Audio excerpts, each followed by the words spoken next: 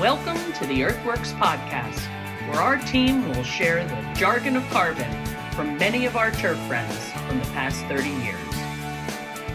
Hi, everybody. This is Joel Simmons, and this is the EarthWorks Podcast, our year of end agronomy review. We have the incredible agronomy team from EarthWorks, Mr. Kirk Castner, Jack Higgins, Kevin Hicks, and from his truck driving back home on the day before Christmas Eve, Marshall. There's Marshall sitting in his truck and driving down the road to get back home for the holiday season. So we have five of us here, and what we want to do is just kind of go over the year end. We've done this pretty much every year as our last podcast. I think next week we will do a best of podcast to give everybody a break.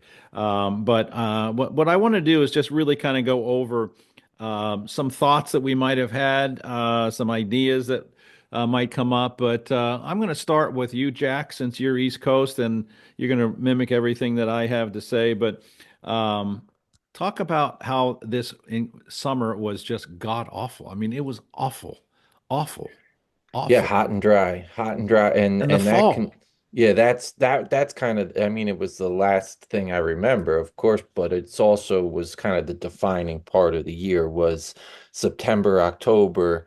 Most people on the East Coast put in at least a 60-day, if not like an 80-day stretch without any rain whatsoever, zero precipitation.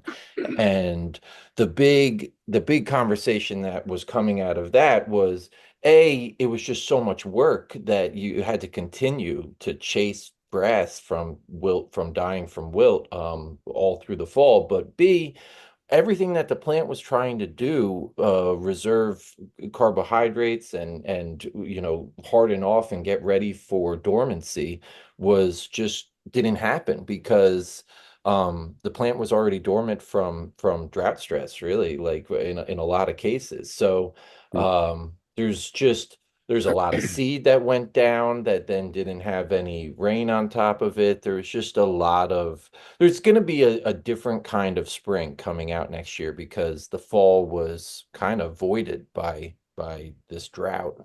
Yeah. That was kind of consistent across the country.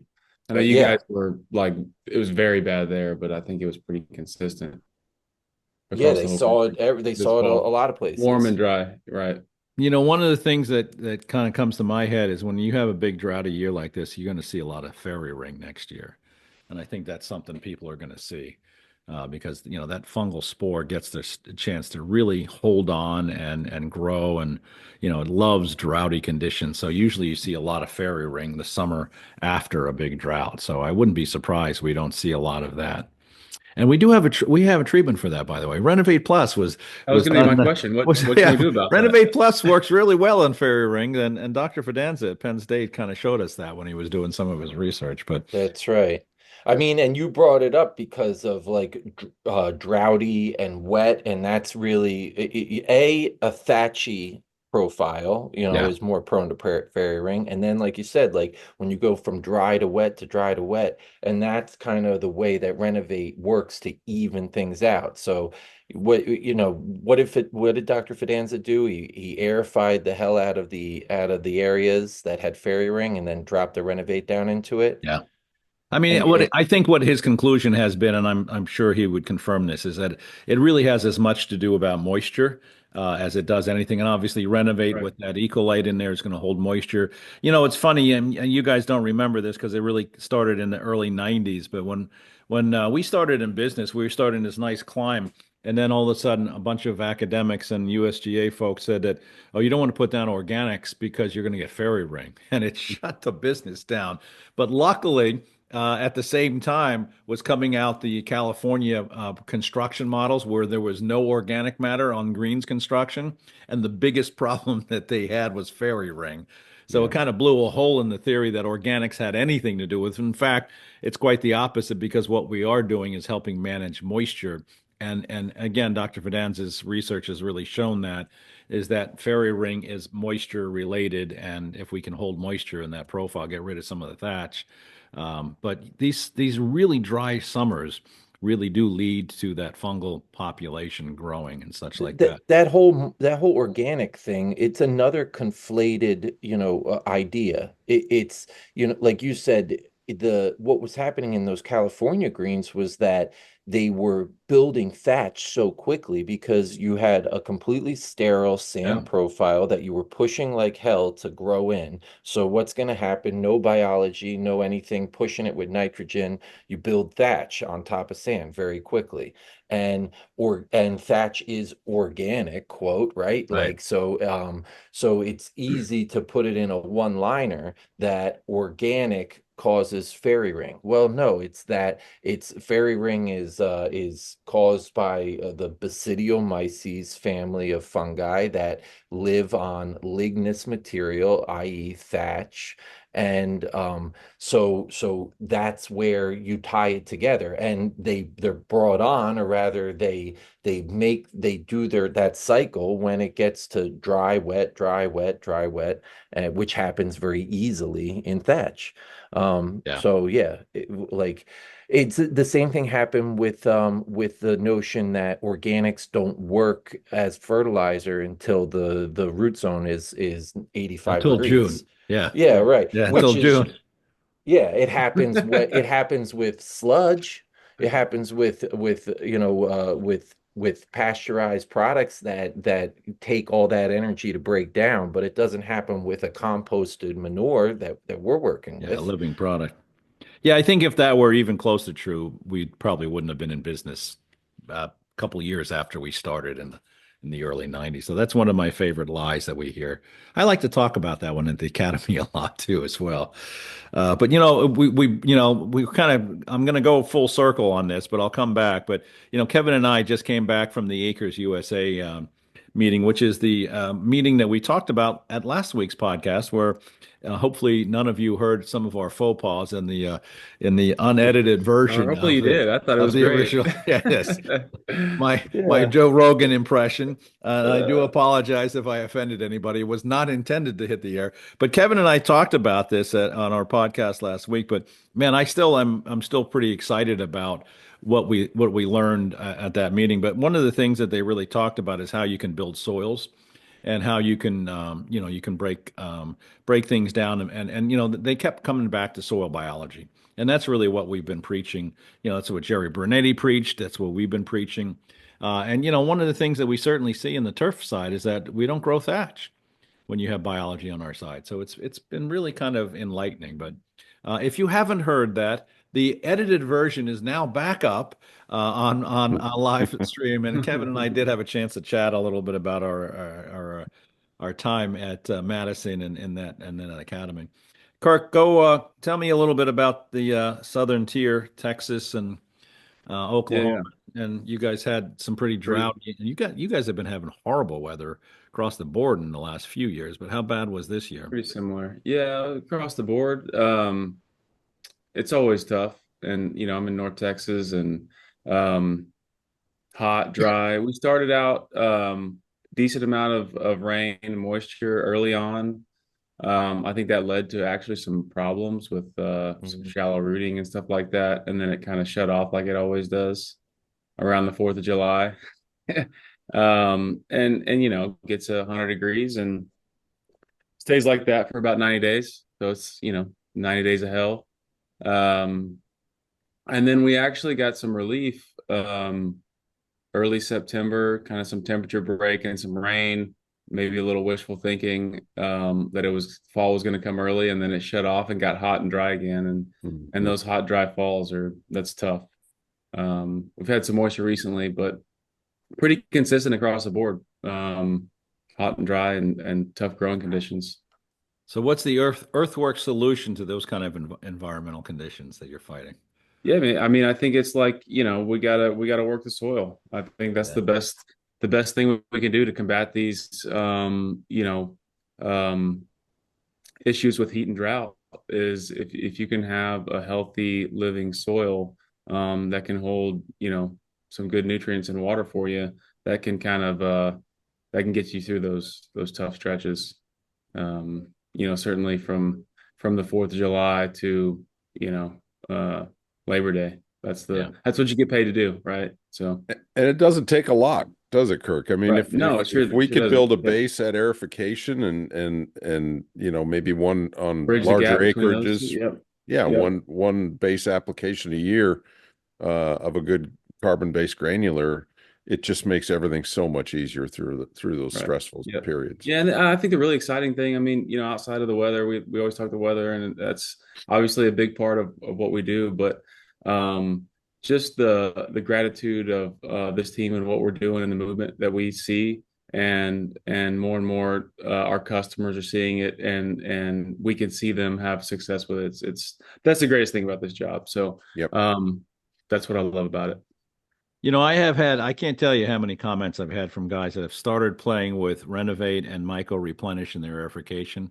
And they said it's a game changer. I mean, to a T, every single one of them says, man, until I started really doing this every time I aerify, a bag of Renovate, a bag of Myco in the holes, aerify, top dress over it, it heals over so quickly, but the legs that it provides are really quite incredible. It really just provides an incredibly strong base and foundation for the coming year. But when you go through a summer like we've had mostly across the country, I mean, it's been pretty horrible. But that program on greens and tees have been really a game changer to so many guys. And like I said, there's probably not many days that go by I don't hear a couple guys saying this. So it's been pretty impressive. Kevin, what's the West Coast been like all year? Well, it's funny. It was kind of the tale of two patterns. The Pacific Northwest, if there is such a thing as a normal pattern, we were in one of those. It was, comparatively over the last 3 years, it was probably one of the easier years to manage. A little bit more normal moisture. Temperatures didn't get really, really hot. I don't think we had more than maybe a handful of days over 100 where I live, which is kind of become the norm, 10, 15, 30 days over 100. So, but the Southwest definitely was pretty punishing. Yeah. Phoenix in particular, they set a record for the most number of days over 100, and it's in the hundreds. 110, right? Didn't they have 30 days or something over? Yeah, it was something like that. It was hard. Insane. They're used to that, but that's extreme. I mean, it's gotten a little bit, and the thing, the Jack, that you guys saw on the East Coast that they're so used to is that bad water quality now becomes a real problem. Where you think you don't have bad water quality because you're getting some intermittent rainfall, those guys just see it pile up, the salts and the bicarbonates just pile up all season. And that's a great point. Bad water doesn't have to be what's quote bad water to start to cause problems when you don't have any rain for 2 months. What you would think is good irrigation water is still loaded up with solutes that are going to start stacking because you're doing nothing but evaporating out H2O and leaving those solutes behind. And people saw a lot of that. Of that this year. And I think the other thing in my territory, to answer your question, Joel, is just continued investment in facilities, more construction, and next year looks like it's going to be very much the same. I mean, we're working on I'm working on several projects right now that'll continue into the new year, and there's a lot of reinvestment being done, I think, in the industry, which is long overdue. Yep. Some of it's been a holdover since the downturn in 2008. Where people were waiting, and it took that many years to build memberships back up. COVID's been great for golf, so finally, at least in the golf side, things have loosened up a little bit. There's money people are starting to understand the need for the investment. Yeah, and the money's. I mean, I think every single superintendent to a T has said to us that their numbers are way up. So there is revenues coming in. Of course, there's also wear and tear coming in because of all that. But there's revenue, and it's a good time to reinvest in the properties, and they're doing that. New irrigation systems, autonomous mowers. I mean, all sorts of cool things. But we're certainly seeing a lot more guys getting interested in what they can do with their soils. Let me go to Marshall Evans before we lose him again, because he's in the truck and driving home. And is it true you have your mom with you? That's kind of nice. If you hear some crunching, she's got a box of Christmas cookies. But we'll be all right. Perfect, perfect. We got to survive the trip back. We got to have something to eat. More than welcome. At least it's not pork rinds. Right. Yes, exactly. It could be. We are in South Carolina right now. We were at the pork rind capital of the world last week in Ohio. Marshall Evans is our newest member. He came on at the beginning of the year, and he has basically taken Florida by storm. And Marshall, I've said this to you before, and you've proven me wrong nicely. But when I started working in Florida, I was very worried that Florida market wasn't going to be open to the concepts of what we were doing with carbon-based fertility. But you've certainly proven me wrong in a lot of ways. And talk about what guys are seeing. You've been now, getting second, third rounds in with guys. What are they seeing from these kind of products in that sandy, light soils down in Florida? Well, we've had the, I'd say, pleasure of having guys like Andy Jorgensen on earlier in the year and Josh Fleischer, which they talked about using the products for a while now. I mean, a lot of construction, a lot of renovation, like you said, the sandy soils and all the aerification. It's basically year round. I mean, the renovations are certainly more in the summer, but we're constantly doing things in Florida because it's warm enough to do it. So they're constantly building the soils with the sand base. You need to get all that organic, get the live biology in there to help create that sand base or that living space like Kirk was talking about a minute ago. So it's helped a whole lot. I mean, there's the whole soil type, the whole state. I mean, there's plenty of room to build your soils and grow from there to keep going. So it's helped us out a lot. We've had a pretty big year in Florida, I'd say, even with the hurricanes and the tornadoes. Yeah. Yeah. Yeah, you had a couple variables, 2, 3. Yeah, you had a couple really nasty weather things going on, and man, that's it's funny because we talked to a whole bunch of people down there, about trying to recover from the hurricanes, and some of the recoveries have been quite amazing. Our friend John down at the has been showing. Down in Longboat Key, he's been showing us a lot of recovery on that horribly stretch that was battered. But, you mentioned Andy and Ken's podcast, and if anybody hasn't listened to them, they're both excellent. And, I remember the one with Ken that I did by myself was wonderful. And he really spoke highly of what we were doing in those types of soils and taught me an awful lot in that hour that we spoke with him. But you're definitely starting to see a lot of people understanding what it is we're doing. And it's not like it's the first, group of companies that come down and talked about carbon, but I think it's been focused and you're certainly bringing a lot of it to the table, which is kind of nice. Yeah. Marshall, you highlighted because we brought up the turf monkey there, John Riley. He did a tweet this past weekend monkey. That was pretty cool, right? Like, and you sent it around to the group. What was that about? Don't quote me on every part of it because I'm still there's a lot of stuff in there, and it's still ongoing. But he did a case study. Really, the basic was with Todd Lowe. They were looking at straight sand versus blending with biologicals for percolation and infiltration, and you kind of would think, I don't know, just stereotype from before, however we would talk, straight sand would do that the best, but there's studies are showing that we were getting better with the biologicals in there than just straight sand. This is for dry ejecting or for any kind of it's his equipment, which is the wet jet, the VGRs. The VGR cool. system. The mounted tractor mounted in the back. So the study was kind of we'll inject with straight sand, or we'll inject with and the other site will inject with sand that had Renovate and Myco added to it. And the notion was like, what are we gonna which site will we dilute out the most thatch? That's kind of what he was looking at. That was part of it for sure. That was part of it, yeah. Yeah. Then some of it was, like I said, infiltration and he had a firmness piece in there too, right, Marshall? Yeah, firmness. I was just going to say that. Yeah, he was looking at firmness. He does a lot with firmness as well. And that's an interesting thing when we start talking about building humus in the soil. Everybody thinks and that's one of the first questions I get in academies is, if we do all this, carbon-based material, aren't we going to create a soft surface, a playing surface? And I would say, 100% people that have done this have said, no, it's actually firmer. We create a firmer play. Humus replacing thatch is a very firm system, and it holds the sand a little bit better.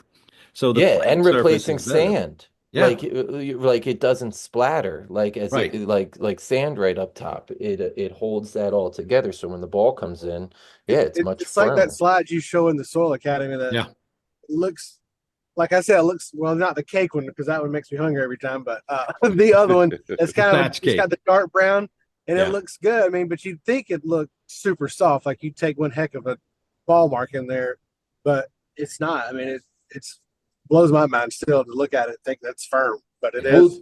well, the other thing you can Firm do with a because you can dry it profile like down. that, Yeah. yeah, that's Yeah. right, That's man. yeah. Yeah, you stick that that moisture meter in the ground, and it's Yeah. like 5% moisture, but there's no Right. wilt, and you're like, Right. ooh, Well, yeah, it goes back to what the superintendent's really looking for is that he's now in control, or she Yeah. is now in control of that surface because they can control the moisture a lot better than when you have a sponge of thatch there.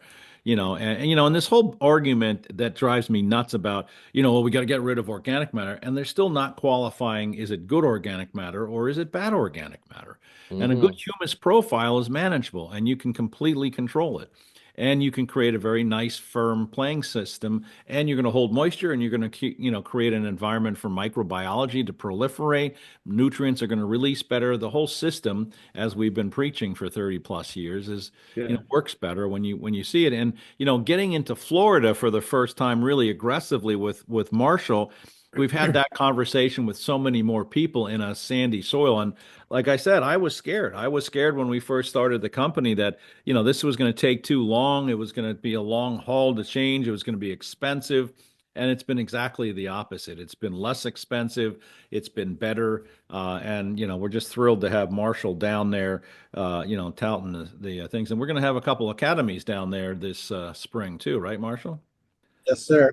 All over the Southeast. There you We're go. already So, getting them booked, so I'm excited. yeah, Yeah, if you Joel, that go ahead. referencing back to the Acres conference, I mean, that's something we heard over and over again is that, we've been told that we've degraded, so much of our topsoil over the last 50 years of conventional agriculture, and that it would take, eons to get it back. And these regenerative farmers are seeing it in a matter of a handful of years. They're building 3, 4, 5 inches of humus back into their Yeah. soil through cover cropping and rotational grazing and the whole thing. Eh, But we can have a piece of that, I think, in our industry. It's maybe we not do. the same level. I think it takes even Yeah. less time in our industry. I think that's Yeah. something, honestly, that we were wrong about in our marketing early on in this Mm. company, I would is that agree. like it takes a while to get the train going.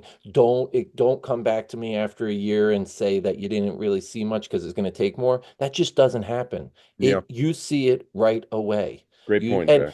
and maybe it's that like we're us growers have good eyes, and we're looking for changes, and if you're looking for them, you see them. Using this approach, you see changes right away. Yeah, It's and it's you're right. funny because I talk with some of my friends. I don't want to pigeonhole them into the old guy group, but a lot of us that have been around Come for on. 30 something years are realizing we're the old guys now. And Yes. Turn up your and- hearing aids. I want to talk to you yeah, guys. but yeah, new knees this year, What? all that What? stuff.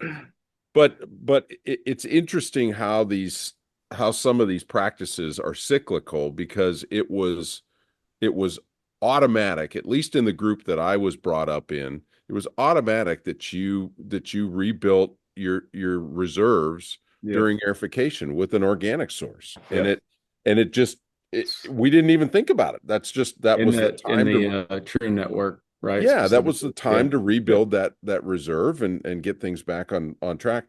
I'm And the finding cool that more thing and more is true. we're seeing it again, which Yeah. is great. Yeah. I think it just, if you can, especially the guys that are airfon twice a year, if we can rebuild that reserve and that base, during aerification just makes everything so much easier throughout I'm the telling you, course. Renovate Myco Yeah. Replenish should be in every shop at every aerification. Yep. It's just a no-brainer, a bag per green, and it does magic. And it's funny, Kevin, you and I were talking about this. Kevin and I got the chance, and to my pleasure, about a week that Kevin had to sit with, or got to ride with me. And I'll tell you, when I first met you, you had that little pocket of guys that Ed Miller kind of was mentoring down in the Phoenix market, and I'd never dreamt that there was a pocket of guys that both understood soil biology and soil chemistry. It was enlightening to me. I mean, our friend Dave Wilbur kind of brought me down there to say, look, there is a mecca of this, and this is early '90s that we're talking. Yeah. And to Kirk's point, a lot of those guys went on to kind of found the Troon organization and Troon Golf Management, and so that kind of spread. That's how I cut my teeth. Yeah, with the exactly Troon, right. and that's what that was my lead into EarthWorks for sure. And unfortunately, some of that has gone backwards. But I think a lot of the guys in the industry are starting to realize again that this is something that we've really got to be able to maintain. And it will help you reduce inputs. It will manage your moisture. It will provide better nutrient mobility. And with everything that's going on in the industry, with things being taken away from us, this gives us that opportunity. My favorite issue that came through this year, though, I think, was when the academics have come at us and said, well, we've tested these carbon-based fertility products and we haven't seen any more carbon in the plant. And Kevin, your response is you were at a meeting not too long ago, I guess in Salt Lake, when one of the infamous gentlemen brought that brilliant concept out, and everybody turns to you and says, hey, aren't you going to respond? I thought your response was perfect. How can you respond to that? I mean, it's just so incredibly stupid. We're not trying to feed the plant carbon, for God's sake, folks. We're trying to feed the soil carbon. Yeah. But I mean, if you don't mow it for a while, I bet you can grow more carbon, right? Well, yeah, because you'll have 4 inches Grow it up to 6 of material inches, in there. So yeah, I guess you probably could. The study was flawed. The study was flawed. Exactly. So Yeah, what's on? Go ahead. That was another thing that Joel, that you and I heard over and over again at Acres is and maybe it's not their fault, but academia struggles with being able to study this stuff because it is very complex, and we don't profess to know everything about every microbe in the soil. We're just trying to provide foodstuffs in a very diverse package that feeds as many of them as possible. Yeah, we're trying to feed microbiology, folks. That's all we're trying to do. And when you do that, you build soils and you build healthy soils. And that's certainly what we took away from the acres thing. But yeah, when you look at the farming community building 6 inches of humus in 3 or 4 years, you know what we could do in our world. I mean, it's just and we've seen it, pictorially when you start to see this humus being built layer after layer, and it's just, and thatch being, eaten alive, which is wonderful. But you still have guys come in after, following an EarthWorks guy and thinking that, organic bad, and they just tear all that investment out, and they don't realize that it's in fact humus and would have been a huge help to them, as opposed to thinking that it's, bad because they keep getting told that organic bad, and the only solution is to get rid of it. So, we're part of the grow your own movement. Grow your own soil. I think we should start that as a marketing thing. Hey, grow your own, baby. Let's kind of wrap up by asking the question: what's 2025 going to look like for everybody? We're going to be all over. We got we got a bunch of new distributors, a bunch of classes we're really excited about. So I think you'll see us, and we'd love to see you out there and come to an academy or come see us at GIS and House of Blues party. We're going to be having a House of Blues party. Everybody's invited to. What night is that? Family. That's Tuesday night of the GIS in San Diego at the House of Blues, 6 to 9 o'clock. So please, plan on bringing some of the guys and some friends and have a cocktail, maybe some appetizers with us. It's always a lot of fun. And we'll still be having the bar on the floor at the GIS. So there'll be a lot of alcohol involved in the EarthWorks world in that week. So please come and imbibe, and don't blame us for any big problems that you might have. one of the things that we're certainly going to be seeing is Kevin and I are looking at, a bunch of different types of products, but K-Vantage has truly become our rising star. And we're seeing some great stuff with sodium reduction. It's probably Lawrence Mayhew's best work for a long, long time. He and I worked on this for a long time, but we wanted to have, and this is his terms, an eco-adaptive product. So it was the first one, and it's 3 forms of organic potassium, and it's really, really, really shining in the field. So if you Well, haven't that was the played with point that was brought up earlier about all the irrigation water that's getting Yeah. used, right? And that's where K-Vantage really shines. When you're starting to use a lot of irrigation water, K-Vantage needs to be in the program because it'll right that Yep. ratio. Well, and Jack, you probably remember that question I asked him, and it's no fault of Lawrence's, but he's worked in agriculture for so long, and I remember asking him how many farmers are using effluent water, and he kind of turned up his nose. He said, "Well, why would you do that?" But it was a real watershed. Sorry for the pun, but it was a real watershed moment for him, and I think for us to realize that our product development going forward needs to be focused on that because we kind of are forced to take the water that we're given, and in a lot of cases, and like I said earlier, Jack, you guys on the East Coast are seeing that this year, that Big time. even what we think is good water might not be it's certainly not as good as rainwater. And So- you've And if got you're water relying on it allotments. for 2 to 3 weeks straight with no rainfall, it Yes. really shows. So the focus on Mhm. product development is definitely, I think, going that direction now that Lawrence has realized that, it's probably the norm and not the exception that the water quality is not good, and it's it's adding to the problems that the turf managers face on a day-to-day basis. Soil Yeah. building, all of this, and this is all in non-golf as well too. I mean, like Absolutely. in lawn care, this is huge, huge. Like Yep. so, yeah, soil building. The other cool thing that I wanted to bring up that you see when doing all this, and you see with the EarthWorks product, is that it's shocking how little we all base our rates on nitrogen, right? So like it's shocking how little nitrogen you can put out from these products and see response. So it fits in with that minimize as much as you can. Well, Yeah. that's what we're doing, Yeah. and but it only works when you've got something The active. right less. The right There you less, go. exactly. It's funny. I love the fact you brought that up because we've seen a couple cases where guys are using the MLSN model, and we actually subscribe to that. We just use the right less. But the guys that are doing this in a void of biology are really suffering. I mean, they're coming to the point and they're just falling off the wall. Kevin, you've seen a couple guys, and we won't mention any names, but you could just see that they're so close to the edge because Yeah. they put so few inputs. You saw a course that was sand constructed or sand, developed property. There's so little inputs. And, the nice thing about what we're doing is that we can still continue with little inputs, but those little inputs have legs. And, Yeah. the right less in this case does have to be carbon because that's how a soil works. And that's what we talk about, in the thing. Gents, I want to say thank you to all of you. We've had a phenomenal year. I look forward to another great year. I want to wish you all a very Merry Christmas. Marshall, be very careful driving there, and hopefully you get home with some cookies still left in the tin before you're done. Not looking good. Great. Thanks, Mom.